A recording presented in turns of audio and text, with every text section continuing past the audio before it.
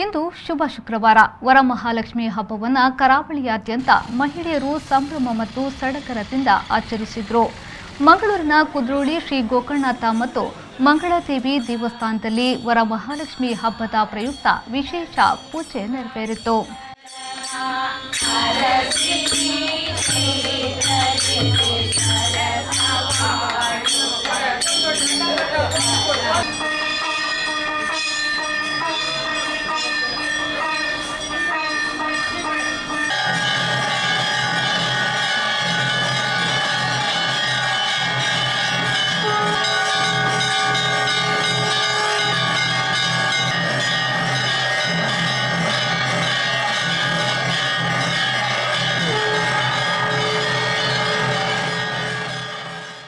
ರಾಜ್ಯದ ಎಲ್ಲಾ ಭಾಗಗಳಲ್ಲೂ ಲಕ್ಷ್ಮಿಯನ್ನ ಕುಟುಂಬದ ಅಭಿವೃದ್ಧಿ ಮತ್ತು ಪ್ರಗತಿಗಾಗಿ ಪೂಜಿಸಲಾಗುತ್ತಿದೆ.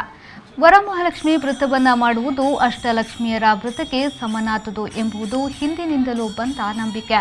ಹಾಗೆಯೇ ಮಂಗಳೂರಿನ ಕುದ್ರೋಳಿ ಶ್ರೀ ಗೋಕರ್ಣನಾಥೇಶ್ವರ ದೇವಸ್ಥಾನ ಮತ್ತು ಮಂಗಳಾದೇವಿ ದೇವಸ್ಥಾನದಲ್ಲಿ ಶ್ರದ್ಧಾ ಭಕ್ತಿಯಿಂದ ವರಮಹಾಲಕ್ಷ್ಮಿ ಹಬ್ಬವನ್ನ ಆಚರಿಸಿದರು.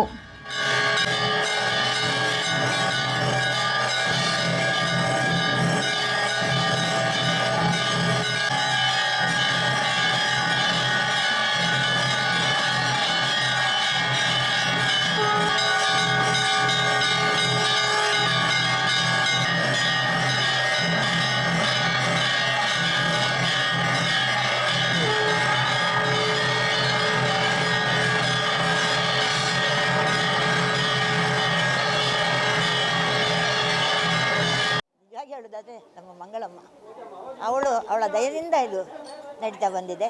ಅದಲ್ಲದೆ ನಮ್ಮ ಇಲ್ಲಿ ಸುಬ್ರಾಯ ತಳ್ರು ಅಂತೇಳಿದ್ರು, ಅವರು ಪ್ರಾರಂಭದ ಪೂಜೆಯನ್ನು ನಮಗೆ ನೆರವೇರಿಸಿಕೊಟ್ರು. ಎಲ್ಲರೂ ಪೂಜೆಗೆ ಬರಲಿಕ್ಕೆ ಕೇಳಿಲ್ಲ ಆವಾಗ, ಆದರೆ ಅವರು ಮನಸ್ಸು ಮಾಡಿ ಬಂದು ಆ ಪೂಜೆಯನ್ನು ನಡೆಸಿ ಅವರ ದಯದಿಂದ ಈವರೆಗೂ 41ನೇ ವರ್ಷದವರೆಗೂ ನಡೀತದೆ. ಅವರು ಇದರಿಂದಾಗಿ ವಿಷಯದಲ್ಲಿ ಹೇಳಿದರೆ ಲಕ್ಷ್ಮಿ ಅಂದರೆ ಎಲ್ಲರಿಗೂ ಎಲ್ಲ ವಿಷಯದಲ್ಲಿ ಯಾವುದಕ್ಕೂ ಕಷ್ಟ ಆಗಲಿ ಸುಖ ಆಗಲಿ ಇದಾಗಲಿ ಎಂಥದಕ್ಕೂ ಸಹ ಲಕ್ಷ್ಮಿ ನಮಗೆ ಇಲ್ಲದಿದ್ದರೆ ಸಾಧ್ಯವೇ ಇಲ್ಲ. ನಮ್ಮ ಬದುಕಿಗೆ ಕಷ್ಟ ಬಂದರೂ ಸಹ ಅವಳನ್ನು ಪ್ರಾರ್ಥನೆ ಮಾಡಿದರೆ ನಮಗೆ ಅದನ್ನು ಅವಳು ಇದು ಮಾಡಿ ನಿಭಾಯಿಸಿ ನಮಗೊಂದು ಒಳ್ಳೆ ದಾರಿ ತೋರಿಸ್ತಾಳೆ ಮಾಡ್ತಾಳೆ.